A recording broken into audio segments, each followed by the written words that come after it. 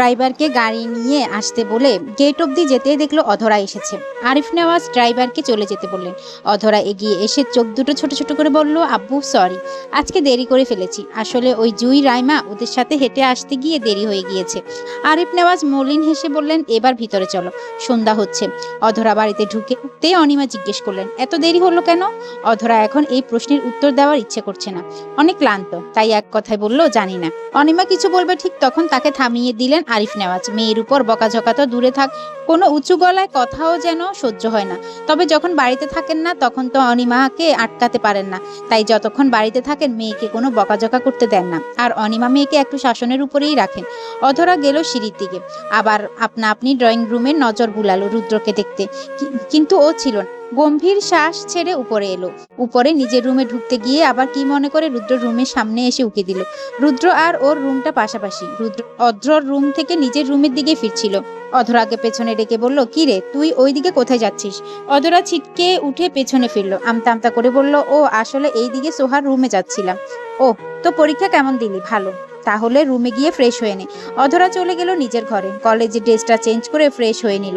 কালকে পরীক্ষা নেই, তাই একটু হালকা হালকা লাগছে। আজকে আর এই বইটই খুলেও দেখবে না। এই সময় রুমে এলো সোহা। ও এসে অধরার মুখটা শুকনো দেখে বলল, আজকে ওকে ওই রাকিব ডিস্টার্ব করেছে নাকি, তাই দেরি করে আসতে হলো? অধরা তপ্ত শ্বাস ছেড়ে বলল, দূর, ভাল লাগে না প্রতিদিন, কাউকে বলতেও পারছি না। সোহা অধরার হাতে হাত রেখে বলল, মেজো আব্বুকে বলে দাও। না, বলা যাবে না, আব্বু ওকে মেরেই ফেলবে। কিন্তু ও যে প্রতিদিন তোমাকে ডিস্টার্ব করে। অধরা আবারও তপ্ত শ্বাস ছেড়ে বলল, থাক, বাদ দে, আজকে বাদ দিলাম, কিন্তু এরপরে যদি ডিস্টার্ব করে আমি নিজেই বলে দিব। ঠিক আছে বলিস। আর কালকে তোর পরীক্ষা আছে? না। তোমার আছে? না। সোহা খুশি হয়ে বলল, তাহলে তো ভালোই হলো, চলো কালকে কোথাও ঘুরতে যাই। কোথায় যাবি? পার্কে যাব। ঠিক আছে, কি পরে যাবি? অধরা সূচক শব্দ করে বলল, এখন এগুলো ভাবতে ভালো লাগছে না, পরে ঠিক করব। আর শোন, এই কথা যেন আদ্র ভাইয়ের কানে না যায়। আর তোর তো আবার আদ্র ভাইয়াকে না বললে রাতের ঘুম হয়, ওর কানে যদি খবর যায় তাহলে তোর কিন্তু খবর আছে। সোহা মেয়েলি হেসে বলল, আরে না, বলবো না। সোহা অধরার সাথে কথা বলে চলে গেল। সামনে দেখা হলো আদ্রর সাথে। আদ্রকে দেখেই বলল, ভাইয়া কালকে ফ্রি আছো? না, কেন? ভাবছিলাম কালকে ঘুরতে যাব। আদ্র ওর থেকে কথা বের করতে হেসে বলল, ওহ ভালোই তো, কোথায় যাবি বলিস? তোদের ফুচকা খাওয়ার টাকা না হয় আমিয়ে দিব। সোহা অনায়াসই বলে উঠল, বড় আব্বুদের অফিসে যাওয়ার পথে যে পার্কটা আছে ওখানেই যাব। আদ্র ভু উঠিয়ে বলল, ভালোই, কালকে যাওয়ার আগে দেখা করে যাস, আর টাকা নিয়ে যাস, ঠিক আছে? সোহা চলে যেতে আদ্র বিড়বিড় করে বলল, আসিস, একটা টাকাও দিব না। কোথায় যাবি এটা জানার দরকার ছিল, তাই ফার্ম দিলাম। আর এই আদ্র পুচকা খেতে টাকা দিবে? অসম্ভব। অধরা রাতে খাবার খেয়ে রুমে এসে একটু বিশ্রাম নিয়ে আবার ড্রয়িং রুমে এলো। রুকাইয়া আর অনিমা রান্নাঘরে কাজ করছিল। অধরা পড়ালেখা বাদ দিয়ে এখন আরাম করে বসে টিভি দেখবে। এই পড়ালেখা করতে করতে টিভি দেখারই সময় হয় না। ও এক এক সময় ভাবে, পড়ালেখা ছাড়া যদি জীবন হতো তাহলে কতই না ভালো হতো। ছোট থেকে বাবার কথা মতো সব ক্লাসে টপার হয়ে এসেছে, সেই স্থানটা ধরে রাখতেই এত কষ্ট, না হলে এই পড়ালেখা ও করতো না। ভাবতে ভাবতে সোহাও এসে বসলো। দুজনে একটা ভুতুরে সিনেমা দেখতে শুরু করলো। অধরা ভূতে বিশ্বাস করে না, তবে সোহা খুব ভয় পায়। সোহা অধরাকে ঝাপড়ে ধরে দেখছে। রুদ্র সিঁড়ির উপর থেকে অধরাকে দেখছে। অধরার ভাবভঙ্গি দেখে বুকে হাত গুজে মুচকি হাসছে। মিনিট 5 পরে ও নামলো। ওদের সামনে থেকে রিমোটটা নিয়ে টিভি বন্ধ করলো। অধরা কিছু বলার আগেই রুদ্র বলল, তোদের দুটোর কি পড়ালেখা নেই? পরীক্ষা না চলছে, তাহলে টিভি দেখছিস কেন? অধরা বলল, কালকে আমাদের পরীক্ষা নেই, তাই টিভি দেখছি। রুদ্র পকেটে হাত গুজে বলল, কোথাও কি পড়তে যাস? উত্তরে অধরা বলল, কোচিং করি। রুদ্র গম্ভীর কণ্ঠে বলল, কালকে থেকে কোচিং বাদ, সকাল বিকাল আমার কাছে পড়বি, দুটোকেই বললাম। রান্নাঘর থেকে অনিমা বললেন, রুদ্র এবার একটা ভালো কথা বলেছিস, বাহিরে পড়তে যেতে হবে না, তুই পড়াস। অধরা তার মায়ের দিকে তাকিয়ে বলতে গেল, কিন্তু আম্মু। অনিমা মেয়ের উদ্দেশ্যে কড়া গলায় বললেন, কিসের আম্মু? রুদ্রর কাছেই পড়বি। অধরা কষ্টে মুখ থেকে শব্দ বের করলো, ঠিক আছে পড়বো। অনিমা আর রুকাইয়া চলে গেলেন। রুদ্র সোফায় বসলো। অধরা আর সোহা ওদের মতো টিভি দেখছে। রুদ্র হুট করে সোহাকে ডেকে বলল, এই সোহা, এদিকে আয়। সোহা উঠে রুদ্র পাশে এসে দাঁড়ালো। রুদ্র বলল, মাথাটা খুব ধরেছে, একটু টিপে দে তো। সোহা রুদ্র মাথায় হাত দিয়ে টিপে দিতে শুরু করলো, কিন্তু রুদ্রের কোনো আরাম লাগছে না, তাই বলল, হচ্ছে না। এই অধরা, তুই আয় তো। অধরা চোখ ছোট ছোট করে বলল, আমি? অধরা উঠে এলো। সোহা গিয়ে নিজের জায়গায় বসলো। রুদ্র গা এলিয়ে দিল।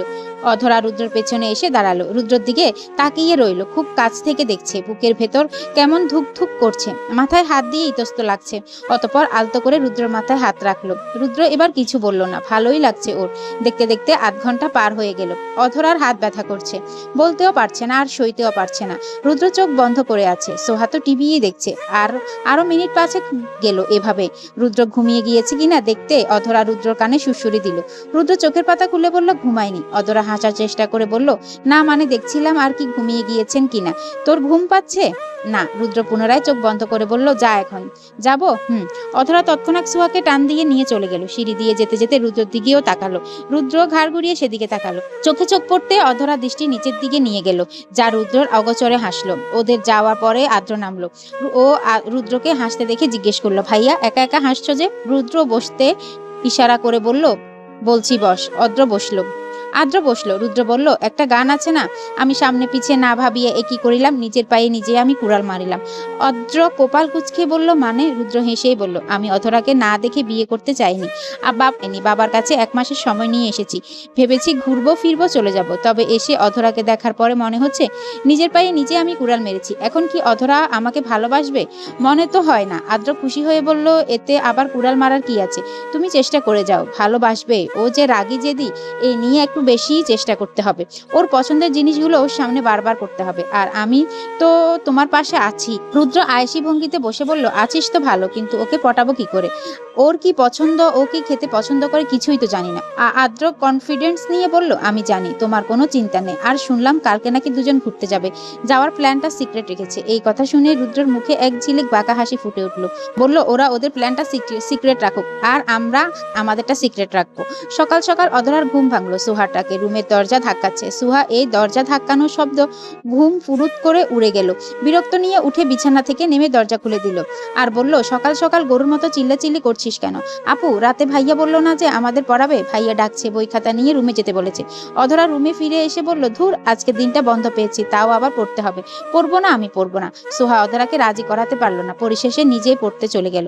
অধরা ফ্রেশ হয়ে এসে রুম থেকে বেরিয়ে গেল। ও রুদ্রর কাছে পড়বেই না। এদিকে রুদ্র আজ জোর করলো না, ওর মুড নেই পড়ানোর। তখন না ভেবে বলে দিয়েছিল পড়াবে, আর এর মধ্যে অধরাও আসেনি। পড়ানোর কোনো ইচ্ছেই যাচ্ছে না। অধরা ড্রয়িং রুমে এসে পা রাখতে আরিফ নেওয়াজ ডাকলেন। অধরা তার কাছে গিয়ে বসলো। বাবা মেয়ে কথা বলতে শুরু করলো। বলতে গেলে গল্পই করছে। এমন সময়ে এলেন আরমান নেওয়াজ। তিনি অধরার পাশে বসে বললেন, তুমি একটু তোমার আম্মু আর বড় আম্মুকে পাঠিয়ে দাও, বলো যে জরুরি কথা আছে। অধরা উঠে চলে গেল। অতঃপর ওর মা আর বড় আম্মুকে বলল নিচে যেতে, কথা বলবে। রুকাইয়া আর অনিমা নিচে এলেন। অধরা চলে গেলেন। রুদ্র রুমের দিকে দেখতে যে সোহা কেমন পড়ছে। দরজার সামনে এসে দেখলো সোহা ভালোই পড়ছে। রুদ্র অধরার উপস্থিতি বুঝতে পেরে ঘাড় ঘুরিয়ে বলল, এইদিকে আয়। অধরা এগিয়ে এলো। রুদ্র সোহাকে বলল, আজকের মতো এ পর্যন্তই, আবার সন্ধ্যায়। যা, ঠিক আছে। সোহা চলে গেল। অধরা দরজার কাছে 2 হাত পেছনে দিয়ে দাঁড়িয়ে আছে। রুদ্র বলল, এখানে আয়। অধরা এগিয়ে এলেন। রুদ্র গম্ভীর কণ্ঠে বলল, শুনলাম আজকে ঘুরতে যাবি। আপনাকে কে বলল? সোহা। যাব ভাবছি। অধরা মনে মনে সোহাকে বকলো, শয়তান কোথাকার। এরপরে আর কিচ্ছু বলবো না। একটা কথাও পেটের মধ্যে রাখতে পারে না। এই রুম থেকে বের হতে পারলেই হয়। তোর খবর আছে? রুদ্র জিজ্ঞেস করলো। সাথে কে যাবে? অধরা কাঁধ ছাড়া দিয়ে বলল, সাথে আবার কে যাবে? আমরা দুজনই যাব। রুদ্র থেকে কোনো কথা আসার আগে অধরা বলল, আচ্ছা ভাইয়া, আজকে আমাদের সাথে ঘুরতে যাবেন? একটা পার্কে যাব, আপনাকেও ঘুরে ঘুরে দেখাবো। রুদ্র কিছু একটা ভাবলো, এই সুযোগ হাতছাড়া করতে চাচ্ছে না। সাথে সাথে উত্তর দিল, ঠিক আছে, কখন যাবি? রুদ্র সম্মতিতে অধরার মুখটা ছোট হয়ে গেল। ভেবেছিল রুদ্রকে বললে হয়তো যেতে চাইবে না, কিন্তু যাওয়ার জন্য রাজি হয়ে গিয়েছে। আর তাছাড়া অধরার তেমন কোনো সমস্যাও নেই। ও বলল বিকেল 3টায় যাবে। আর আজকে পড়তে এলি না কেন? অধরা হাসার চেষ্টা করে বলল, সন্ধ্যা থেকে আসবো। ওকে, এখন আসি, যা। অধরা চলে এলো। রুদ্র একটু বেশি খুশি হলো। ওকে চেষ্টা করতেই হবে, চেষ্টা ছাড়া হবে না। এখন রুদ্রর একটাই বেশি জরুরি কাজ, সেটা হলো মন খোলাসা করে ওর সাথে মিশতে হবে। তাহলে ওর মনে ভালোবাসা তৈরি করা সম্ভব হবে। রুদ্র মাথায় একটা প্রশ্ন ঘুরপাক খাচ্ছে, ও কি পারবে এই রাগী জেদি মেয়েটার মনে ভালোবাসা তৈরি করতে? ওকে এই 1 মাসে পারতেই হবে। বিকেলের দিকে অধরা আর সোহা ম্যাচিং 3 পিস পরলো, মেরুন রঙের জর্জের 3 পিস। এর আগে দুজনেই ঘুরে ঘুরে অনিমা থেকে অনুমতি নিয়েছে। ওদের যেতে দিতে চায়নি। যখন শুনেছে যে রুদ্র ওদের সাথে যাবে, তখন আর না করেনি। অধরা আর সোহা রেডি হয়ে নিচে এলো। রুদ্র প্রথমে অধরাকে দেখলো, 3 পিস পরেছে, আর কোমর পর্যন্ত চুলগুলো বিনুনি করা, চোখে কাজল আর হালকা লিপস্টিক। অবস্থাতেই যাবে ভেবে রুদ্রর মাথা গরম হয়ে গেল। আগে কিভাবে গিয়েছে না গিয়েছে সেটা ওর ব্যাপার না, তখন রুদ্র ছিল না, এখন তো রুদ্র আছে। রুদ্র চায় ও ও ব্যতীত অধরার সৌন্দর্য কেউ যেন দেখতে না পায়। অতঃপর বলল, তোরা রেডি? সোহা উত্তর দিল, হুম। রুদ্র একটু রেগে গিয়ে বলল, তোরা এই ড্রেস পরে যাবি? তোদের বোরখা নেই? সোহা বলে, আমার আছে। রুদ্র ভ্রু কুঁচকে অধরাকে বলে, তোর বোরখা আছে? না। কেন? অধরা স্পষ্ট কণ্ঠে বলে, বোরকা পরি না, তাই নেই। রুদ্র ধমক দিয়ে বলে, চুপ, বোরকা নেই মানে কি? মেয়ে মানুষ বাহিরে গেলে বোরকা পরে যেতে হয়, সেটুকু সেন্স নেই? অধরা ফ্যাল ফ্যাল করে তাকিয়ে রইল। ও তো শতবার বাহিরে গিয়েছে, কই বোরকার কথা তো কেউ বলেনি। আর এই লোক দুদিন ধরে এসে ওকে কত হুকুম করছে, আবার বলছে বোরকা পরতে। এর মাঝে এলেন অনিমা, সে তো মেয়েকে শাসনেই রাখেন, তার উপরে রুদ্র একটু পথটা ক্লিয়ার করেই দিচ্ছে। তিনি এসে সামনে দাঁড়াতে রুদ্র তাকে কিছু বলার সুযোগ না দিয়ে কাট কাট গলায় বলল, আজকে এভাবেই চল, এরপর দেখবো তোরা বোরকা ছাড়া কিভাবে যাস। কথাটা বলে রুদ্র সদর দরজার দিকে চলে গেল। অধরা রেগে গিয়ে বলেই দিল, পারলে বোরকা কিনে দিও, তখন পরবো, নিজে কিনে পড়তে পারো না? অনিমা মেয়েকে বলল, রেগে যাচ্ছিস কেন? ভালো কথাই তো বলেছে। এই কথা শুনে অধরা সোহাকে নিয়ে গটগট করে বেরিয়ে গেল। রুদ্র গাড়ির কাছে এসে দাঁড়িয়ে আছে। ওরা দুজনও এলো। রুদ্র গাড়িতে উঠল। অধরা যেই ব্যাক সিটে দরজা খুলতে যাবে ঠিক তখন রুদ্র বলল, অধরা সামনে আয়। অধরা কিছু বলতে গিয়েও থেমে গেল। সোহা মিনমিন করে বলল, আপু তুমি সামনে গেলে আমি কি পেছনে একাই বসবো? অধরা বিড়বিড় করে বলল, না, ভাইয়ার কোলে গিয়ে বস। সোহা অধরার কাপে চাপ মারলো। অধরা গাড়িতে উঠে বসলো। ওরা একটা পার্কে এলো। খুব একটা লোক হয় না বলে এখানে ওরা ঘুরতে আসে। কোনো কোলাহল নেই, বিশাল একটা মাঠ, কয়েকটা কাপল এসে বসে আছে, আবার কত বন্ধুরা মিলে আড্ডা দিচ্ছে। ওরা দু বোন আগে আগে যাচ্ছে, রুদ্র পেছনে পেছনে। অধরা আর সোহা একটা জায়গায় দাঁড়িয়ে ফুচকা খাওয়া শুরু করলো। রুদ্রকে খেতে বললো, কিন্তু ও খেলো না। খাওয়া শেষ করে অধরা সাইড ব্যাগ থেকে যেই টাকা বের করবে ঠিক তখনই রুদ্র দু কদম এগিয়ে এসে বলল, আমি দিচ্ছি। অধরা না করলো না, ভালোই হলো, টাকাটা বেঁচে গেল। ও পিছিয়ে এলো, রুদ্র টাকা দিয়ে দিল। ওরা আবার হাঁটা শুরু করলো। সোহা পিছনে ছিল, অধরা রুদ্রর সাথে যাচ্ছিল আর আশেপাশে প্রকৃতি দেখছিল। রুদ্র অধরা স্নিগ্ধ মুখ স্ত্রীর পানে তাকিয়ে রইল কিছুক্ষণ। এক সময় ও নরম, এক সময় ও রাগী, আবার এক এক সময় মায়াবী, আবার এক এক সময় বুঝদার। রুদ্রকে এক ধ্যানে তাকিয়ে থাকতে দেখে অধরা ওর মুখের সামনে হাত নাড়ালো আর বলল, কি হলো, ধ্যানে পড়ে গেলেন নাকি? রুদ্র মাথা নাড়ালো, না কিছু না, চলো। একটু পরে অধরা ওর ফোনটা বের করে সোহাকে দিয়ে বলল, ছবি তুলে দিতে। সোহা ফোনটা নিয়ে ছবি তুলে দিতে লাগলো। দুজনে আবার একসাথে সেলফিও নিল। রুদ্র পাশে দাঁড়িয়ে অধরাকে দেখে যাচ্ছিল। একটা সময় অধরা অন্যদিকে তাকিয়ে দাঁড়িয়েছিল, যা রুদ্রর কাছে অসম্ভব ভালো লাগছিল। ও নিজের ফোনটা বের করে অধরার অগোচরে একটা ছবি তুলে নিল। ছবিটা এতই ভালো লেগেছে যার জন্য সেই ছবিটার সাথে সাথে হোম ওয়ালপেপার দিয়ে রাখলো। এরপরে রুদ্র এগিয়ে গেল। হুট করে একটা ছেলে, অধরার ক্লাসমেট জয়, পাশ থেকে অধরাকে বলল, ইরে তোর পাশেরটাকে? অধরা কিছু বলার আগেই জয় বলল, বাহ, প্রেম করছিস দেখি। রাকিব এমনিই দেবদাস, তারপর তো আরো দেবদাস হয়ে যাবে। অধরা রুদ্রের দিকে তাকিয়ে শুকনো ঢোক গিলে জয়কে ঝাড়ি মেরে বলল, কি সব বলছিস? উনি আমার বড় ভাই। জয় সঙ্গে সঙ্গে কানে হাত দিয়ে বলল, সরি রে, বুঝতে পারিনি। সরি ভাইয়া। রুদ্র তৎক্ষণাৎ অধরাকে জিজ্ঞেস করলো, রাকিবটা কে রে? অধরা আমতা আমতা করে বলল, কোন রাকিব? রুদ্র তীক্ষ্ণ দৃষ্টিতে তাকিয়ে বলল, ওই ছেলে যে বলে গেল। অধরা মলিন হেসে মাথা ঘুরিয়ে বলল, আসলে ওরা এমন করেই মজা করে, রাকিবও আমাদের কলেজের, ওরা ওকে নিয়েই মজা করে। রুদ্রের বিশ্বাস হলো না। অধরাও হাঁটা দিল সোহার দিকে। রুদ্রের মেজাজ চরম খারাপ হয়ে উঠল। যে পর্যন্ত এর কোনো সঠিক উত্তর পাচ্ছে না সে পর্যন্ত ও শান্তিও হচ্ছে না। না না, এত উত্তেজিত হওয়া যাবে না, ওকে ঠান্ডা মাথায় বের করতে হবে রাকিবকে। অধরা আর ঘুরতে চাইল না। এই রাকিবের কথা শুনে মেজাজই খারাপ হয়ে গেল। রুদ্রকে বলল, চলো বাসায় যাই। রুদ্র ওদের পুনরায় গাড়ির কাছে ফিরে এলো। সেই থেকে অধরা বেশি কথা বলছে না, এবার সোহার সাথে ব্যাক সিটে বসেছে। রুদ্র থেকে থেকে লুকিং গ্লাসে অধরাকে দেখছে। অধরা সেটা খেয়াল না করলেও সোহা খেয়াল করেছে। ওরা ভালোই ফিরে এলো বাড়িতে। অধরা আর সোহা যে যার রুমে যার মতো চলে গেল। রুদ্র ড্রয়িং রুমে বসে রইল, গা এলিয়ে দিয়ে কিছু একটা ভাবতে লাগলো। কিচেন থেকে রুকাইয়া বেগম কফি খাবে নাকি জিজ্ঞেস করলো। রুদ্র না করলো, এখন কিচ্ছু খাবে না। রুদ্রের এই মুহূর্তে চট করে মনে পড়লো অধরার কথাটা। তখন রেগে গিয়ে বলেছিল বোরখা নিজে কিনে পরবে না, ওকেই কিনে দিতে বলেছিল। রুদ্র উঠে গাড়ির চাবিটা নিয়ে বের হয়ে গেল অধরার জন্য বোরখা কিনতে। কল দিয়ে আত্রকেও বের হতে বলল। মিনিট 5 পরেই এলো আত্র, তবে আত্রকে বলেনি যে অধরার জন্য বোরখা কিনতে যাবে। রুদ্র একটা শপিং মলে এলো। বোরখার কর্নারে গিয়ে কিছুক্ষণ দাঁড়িয়ে রইল। অনেক বোরখার কালেকশন, এখানে কোনটা নিবে আর অধরাই বা কোনটা পরবে, কমফোর্ট ফিল করবে। আত্র শেষমেশ জিজ্ঞেস করলো, ভাইয়া কার জন্য বোরখা কিনবে? অধরার জন্য। কি না, ও তো বোরখা পরে না। রুদ্র গা ছাড়া ভাব নিয়ে বলল, আগে পরেনি সেটা বাদ, এখন থেকে পরবে। আদ্র চোখ ছোট করে বিড়বিড় করে বলল, আসলে পরবেও? রুদ্র কিছু একটা ভেবে বলল, এই অধরার নাম্বার আছে, দে তো, কল দিয়ে জিজ্ঞেস করি কোনটা যেটা পছন্দ। আদ্র অধরার নাম্বারটা দিল। রুদ্র কল দিতে গিয়েও দিল না, ফোনটা পকেটে ভরে নিজেই দেখে দেখে ভোরপা নিল। একের পর এক নিতেই লাগলো। আদ্র বড় ভাইয়ের কাণ্ড দেখে বলল, এই তুমি কি পুরো দোকানটাই নিবে? ও এতগুলো পরে শেষ করবে কেমন করে? দিনে রাতে ঘুরতে ফিরতে উঠতে বসতে যেখানে যাবে সব জায়গায় বোরকা পরবে। আদ্র হতবাক ভাইয়ের কথা শুনে। শেষে এসে বিল গিয়ে ঠেকলো 43,000। রুদ্র বিল দিয়ে বোরকাগুলো ব্যাগে নিয়ে গাড়ির কাছে এলো। অনেকগুলো ব্যাগ হওয়ায় আদ্র বলল, এগুলো বস্তায় ভরে নিয়ে গেলে মন্দ হবে না।